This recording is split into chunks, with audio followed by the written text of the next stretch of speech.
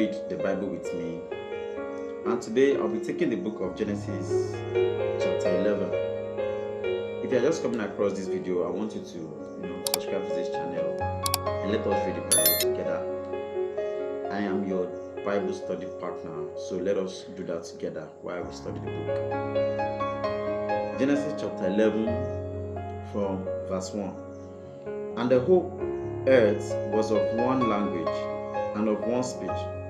And it came to pass, as they journeyed from the east, that they found a plain in the land of Shinar, and they dwelt there. And they said, verse 3 says, and they said to one another, Go to, let us make bricks, and burn them thoroughly. And that they had bricks for stone, and slime had them for mortar. Verse 4. And they said, Go to, let us build us a city and a tower, whose top may reach unto heaven, and let us make us a name, lest we be scattered abroad upon the face of the whole earth. So I want you to take a little look at this, or Genesis chapter 11 from verse 1 to 4.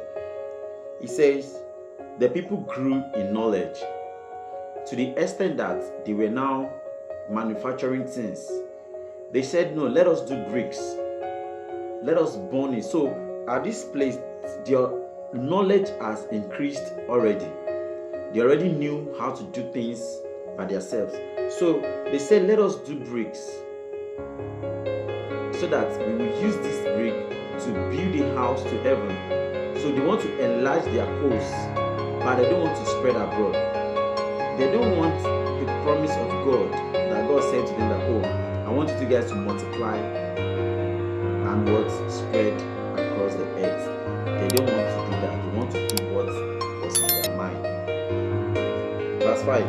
And the Lord came down to see the city and the tower, which the children of men builded. Now, when they started building it, the Bible is telling us that what? The Lord came down by himself to see what the children of men are actually building. But does it mean that God was not seeing them from the beginning? No, but he just had to come down and see for himself. Verse 6 says, and the Lord said, behold, the people is one, and if they have all one language, this they begin to do, and now nothing will be restrained from them, which they have imagined to do. Now, the Lord is saying now that the people had one language, that this thing they are imagining in their mind to do, if we cannot stop them, we cannot prevent them from doing this thing, no one will be able to what? To stop them. Verse 7 says, Go to, let us go down, and there confound their language, that they may not understand one another's speech. Now, at this point, the father, the head factor, is taking place in this Genesis chapter 11 from verse 7. He said, these people are in one accord. Let us, remember in Genesis chapter 1, it says what? Let us make man in our image. Now, from fast forward to chapter 11, he said, let us again. Meaning that what? If we don't go, these people cannot be stopped. That means the purpose of which God wants them to establish by filling the earth, multiplying the earth, he will no longer achieve that. So he has to say, let us. He quickly went on a random meeting. He said, come on, let us go and confuse these people's language, so that the words they will not understand one another. So the Lord scattered them abroad from ends upon the face of the earth. So at this point, God did what? He scattered them by confusing their languages. And they left off to build the city. That means they did not even build the city again. The moment their languages were confused, they didn't build the city anymore. Verse 9. Therefore is the name of it called Babel, because the Lord did there confound the language of all the earth, and from then did the Lord scatter them abroad upon the face of all the earth. So that place was called Babel, because from there the Lord scattered their language across all the earth. Verse 10. These are the generation of Shem. This is generation from Shem to Abraham. So this verse 10 is trying to tell us from the generation of Shem. Shem was 100 years old and he begat Arphaxad 2 years after the flood. Now, this is giving us what has happened after the flood. You understand? So the Bible reading that we are taking, don't be confused about any chapter. Each chapter is complementing what has happened before. If that did not appear in the previous one you are reading, it will definitely do, because it does not want to leave anyone aside. Now, verse 11. And Shem lived after he begat Arphaxad 500 years, and he begat sons and daughters. Verse 12. And Arphaxad lived 530 years, and he begat Salah. And Arphaxad lived after he begat Salah 403 years, and he begat sons and daughters. Verse 14. And Salah lived 30 years, and begat Eber.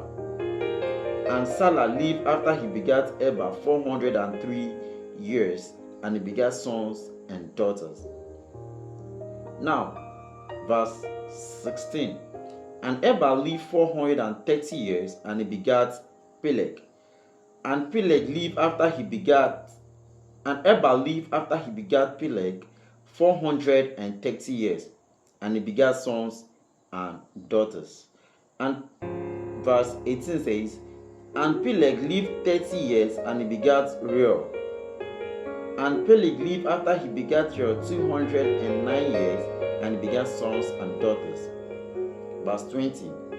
And Reuel lived 230 years, and he begat Serug. And Reuel lived after he begat Serug 207 years, and begat sons and daughters. Now, this is the generation of Shem, the son of Noah, is leading us to the generation of Abram. Remember, when we were reading chapter 10 and chapter 9, it got to a point that I said God left the generation of Cain, because Cain was no longer part of God's plan. Fast forward till after the flood, what happened? After the flood is now Shem, because Noah was from the generation of Seth. Seth was the generation from him to Shem. So let's continue. Verse 22. And Jared lived 30 years and begat Nahor. And Sherud lived after he begat Nahor 200 years, and he begat sons and daughters. 24. And Nahor lived 9 and 20 years, and begat Terah. And Nahor lived after he begat Terah 119 years, and he begat sons and daughters. And Terah lived 70 years, and he begat Abram. Now, you can see where the generation is leading us to at the moment. Verse 26 again said, and Terah lived 70 years, and he begat Abram. Nahor and Haran. That's 27. Now, these are the generation of Terah. Terah began Abram, Nahor, and Haran. And Haran began Lot. And Haran died before his father Terah in the land of his nativity, in Ur of the Gades. Verse 29.